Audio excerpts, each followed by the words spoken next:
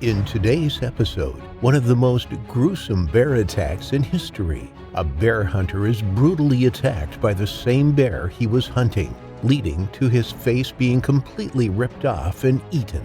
Hit that like button and subscribe right now. This is the terrifying grizzly bear attack on Wes Perkins. Welcome to Final Affliction.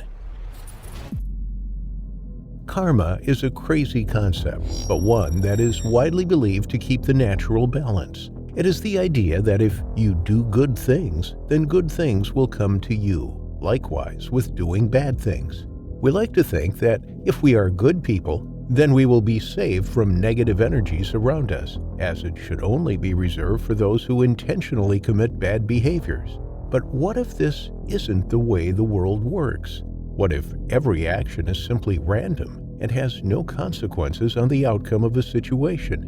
These ramblings are probably close to what Wes Perkins was thinking in May of 2011, as a large grizzly bear ripped his face off in between his screams for help. Alaska's Seward Peninsula is on many people's bucket lists, with beautiful glacier hikes, the historic Iditarod Trail, and despite its appeal, visitors need to be constantly aware of their surroundings, as there are countless dangers in this icy wilderness. With most Arctic environments, the grizzly bear is able to thrive with its thick fur and expert hunting ability, which, in an area with an incredible diversity of fish and fauna, the grizzly bear is clearly the top predator. Despite this, these bears are particularly vulnerable in the spring as they are just emerging from hibernation. These animals will usually be in quite poor shape as they haven't eaten for months and might even have newborn young with them. They are weaker than usual and so are easier prey for humans. People have realized this, and so there is an annual tradition of spring bear hunts. This is where Wes Perkins becomes involved. In May 2011, Wes and two hunting buddies, Dan and Edward Stang, arrived in Seward Peninsula ready to hunt some bears together. They were avid outdoorsmen and regularly organized trips together to escape from the noise of their towns. A few days into their trip, they found the tracks of a large male bear and began to follow them into the snow using their snowmobiles. They could tell from the paw prints that this animal was an incredible size and would be the talk of the town if they were able to hunt and kill it. Suddenly, the tracks disappeared.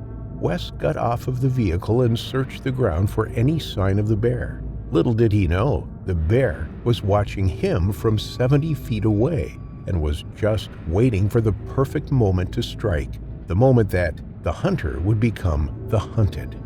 The bear suddenly pounced, launching himself through the trees and straight towards Wes. Hearing the rustle behind him, Wes turned and was horrified to see the huge male bear rushing towards him with murder in his eyes. He tried to grab for his rifle, for anything that he could use in defense, but the bear was too fast. Instead of the weak and vulnerable bears they were expecting, this animal was in the prime of his health and ravenous from a long hibernation, about hungry enough to eat a human if he could get his paws on one. He knocked Wes to the ground as his massive frame smashed into him at 50 kilometers per hour and, in one swift movement, grabbed onto Wes's face. His head was dwarfed in comparison to this massive predator, and as he stared at the rows of teeth in front of his eyes, he knew that his chance of survival was very low from this point onwards. Almost immediately, the bear began to shake Wes like a dog would with a new toy, using all of his skills to try and kill his prey. As he shook, his teeth sank deeper into Wes's face, and he could hear his own skull cracking under the pressure that this animal was able to put him under. He bit more and more, harder and harder, trying to completely break his skull and end the whole ordeal. He forced his body into the ground and began to claw away at his body in an attempt to shred him into pieces. Wes felt that he didn't have long left. His pain was fading away and replaced with adrenaline that he knew he had no energy to even use. Pieces of skin and bone were being flung from his body as the animal viciously tried to kill him. When his two friends finally arrived to the scene and saw the horrific scene, not knowing if he was alive or not, they shot the bear quickly and from a safe distance. The bear let go of Wes while letting out a growl of pain before running into the safety of the forest. Once the men were sure that the bear had fled, they immediately attended to their friend, but they were horrified by what they saw. Wes's bone structure in his face was completely destroyed, with a terrifying array of bite marks and missing bone fragments strewn across his whole body.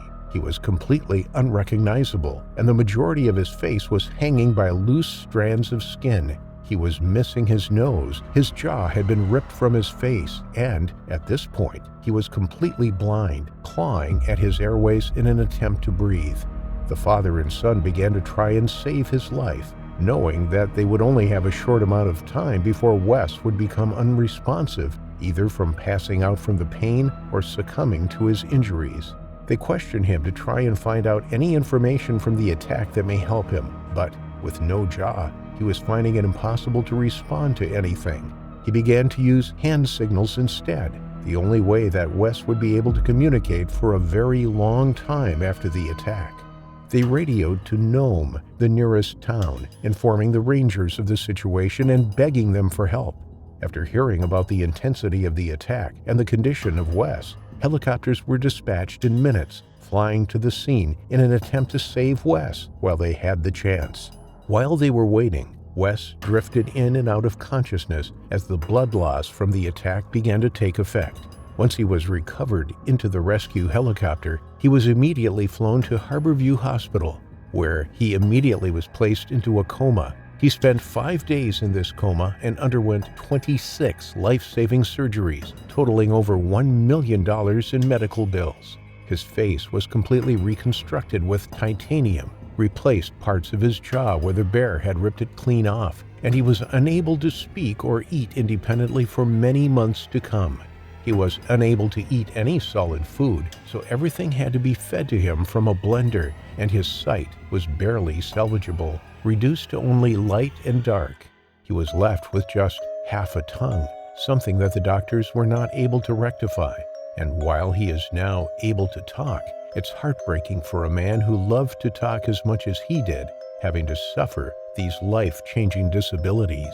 Once he was finally released from hospital, many months later, he then struggled with a methadone addiction due to the high pain that his injuries caused. He was unable to live life without the help of this drug, dulling the pain for hours on end, just for it to return with the same brutality as the day the attack happened.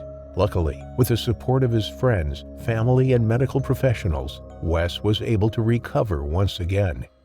The recovery process was long, painstakingly long, and there were times when Wes believed it would be easier to just die and escape the pain and horror of his ordeal. But he lived on. Despite the ferocity of the bear, the remoteness of the scene, and the horrific injuries that he sustained, Wes Perkins survived one of the worst bear attacks in history.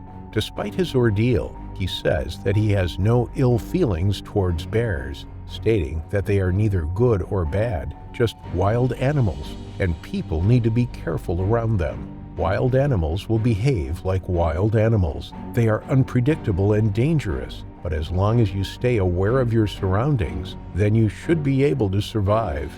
He is no longer able to hunt as he once did, but states that those who can should stay alert to stay alive and avoid the same fate as his own, having your face savagely bitten off by a bear and possibly meeting your final affliction.